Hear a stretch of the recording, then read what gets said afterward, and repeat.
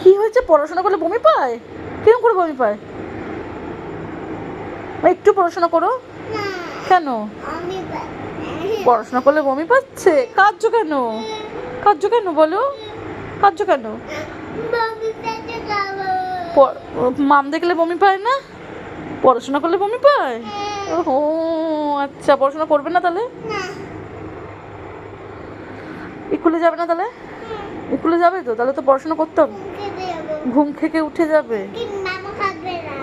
হ্যাঁ আচ্ছা, মাম্মাম শুয়ে থাকবে আর তুমি একা একা স্কুলে যাবে? কে দিয়ে আসবে?